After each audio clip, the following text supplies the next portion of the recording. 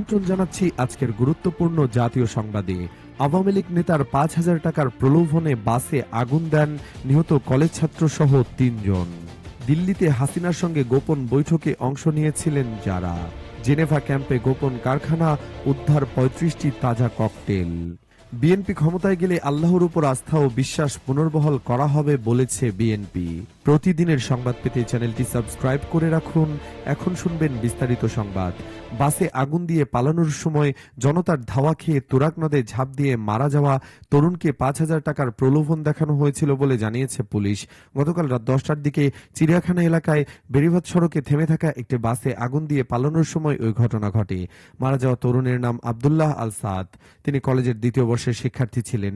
এই ঘটনায় তার সঙ্গে থাকা বন্ধু ও লেভেলের শিক্ষার্থী রুদ্র মোহাম্মদ আমিন সানিকে আটক করে পুলিশে দেয় স্থানীয় লোকজন। এই ঘটনায় তৃতীয় আরেকজন তরুণ যুক্ত ছিল বলে জানিয়েছে police. Dhaka metropolitan police DMP Darussalam জোনের সহকারী পুলিশ কমিশনার ইমদাদ হোসেন বলেন, টাকার প্রলোভন দেখিয়ে তাদেরকে বাসে আগুন দেওয়ার কাজে ব্যবহার করা হয়। তিনি বলেন, গ্রেফতার রুদ্র মোহাম্মদ আমির সানিকে জিজ্ঞাসাবাদ করে জানা যায়, স্থানীয় একজন আওয়ামী লীগ নেতা তাদেরকে ৫,০০০ টাকার প্রলোভন দেখায়। তাদেরকে ঢাকা ১৪ নির্বাচনী এলাকায় যে কোনো একটি গাড়িতে আগুন দেওয়ার জন্য ভাড়া করা হয়। এই ঘটনায় আমির সানের নাম উল্লেখ করে একটি মামলা দায়ের করা হয়েছে বলেও জানান তিনি। পুলিশ ও প্রত্যক্ষদর্শীরা জানায়, বৃহস্পতিবার রাতে মিরপুর বেড়িবাঁধে থেমে থাকা কিরণমালা পরিবহনের একটি বাসে আগুন দেওয়া হয়। এ সময় স্থানীয় জনতা তাদের ধাওয়া দিয়ে রুদ্রকে আটক করে। তবে আব্দুল্লাহ আল সাদ ধাওয়া খেয়ে বেড়িবাঁধ থেকে তুরাগ নদে ঝাঁপ দেয়। পরে রাত ১০টার দিকে নদী থেকে তার মরদেহ উদ্ধার করা হয়। নিহত আব্দুল্লাহ আল সাদের মরদেহের ময়নাতদন্ত শহীদ সোহরাওয়ার্দী মেডিকেল কলেজের মর্গে সম্পন্ন হয়েছে। হাসপাতাল সূত্র জানায়, পরিবারের সদস্যরা আজ শুক্রবার মরদেহ নিয়ে গেছেন। তাদের বাড়ি ঢাকার উত্তরা এলাকায় বলে জানা গেছে। দিল্লিতে হাসিনার সঙ্গে গোপন বৈঠকে অংশ নিয়েছিলেন যারা। ক্ষমতাচ্যুত ফ্যাসিবাদী দল আওয়ামী লীগের পলাতক শীর্ষ নেতৃত্ব প্রতিবেশী দেশ ভারতের রাজধানী দিল্লিকে তাদের প্রধান রণকৌশল প্রণয়নের কেন্দ্র হিসেবে ব্যবহার করছেন। সেখান থেকেই তারা দেশের অভ্যন্তরে বিশৃঙ্খলা ও নাশকতার মাধ্যমে সরকার পতনের নীলনকশা তৈরি করেছে। এরই অংশ হিসাবে সাবেক সরকারি কর্মকর্তা ও এমপিদের নিয়ে গোপন বৈঠক করেছেন স্বৈরাচার হাসিনা। দিল্লিতে শেখ হাসিনার গোপন আস্তানা থেকে চলছে নাশকতার গোপন প্রস্তুতি।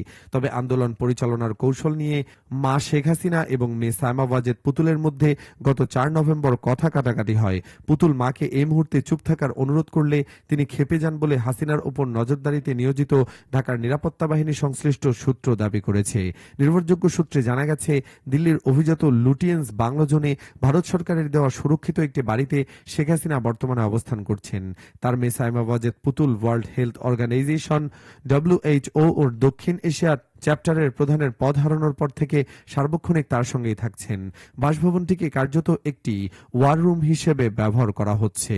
সেখানে নিয়মিত শারীরিক চেকআপের জন্য চিকিৎসক ও নার্স এবং বড় কোনো সমস্যা দেখা দিলে বিশেষজ্ঞ চিকিৎসক ডাকার ব্যবস্থা রয়েছে।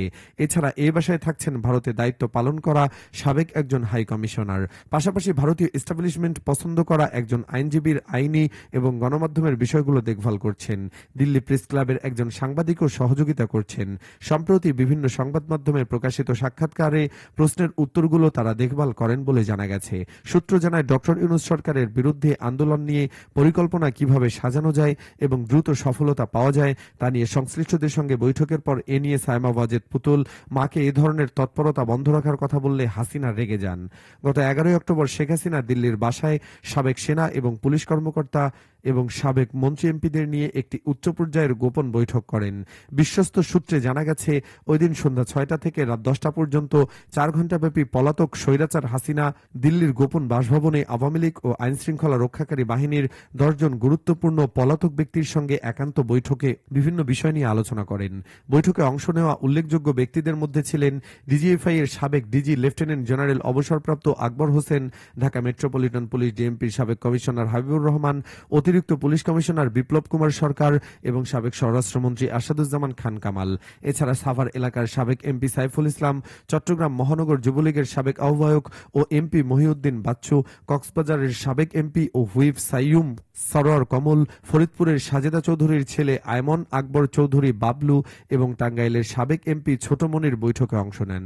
বৈঠকে প্রধান তিনটি বিষয় আলোচনা হয়। প্রথমত, সম্প্রতি গুম প্রসিকিউশন চার্জে আওয়ামী লীগের শীর্ষ নেতৃত্ব সহ উচ্চপদস্থ কর্মকর্তাদের অন্তর্ভুক্তি প্রসঙ্গে পরবর্তী করণীয় নির্ধারণ।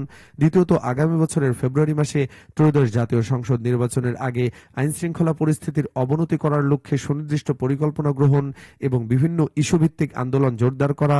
তৃতীয়ত, দলকে সংগঠিত করা এবং তৃণমূল পর্যায়ের নেতাকর্মীদের সঙ্গে যোগাযোগ বৃদ্ধি করা সহ ঢাকা ও এর পার্শ্ববর্তী এলাকা এবং চট্টগ্রাম, কক্সবাজার সহ বিভাগীয় শহর এলাকায় সাংগঠনিক তৎপরতা বৃদ্ধির সিদ্ধান্ত গ্রহণ করা হয়।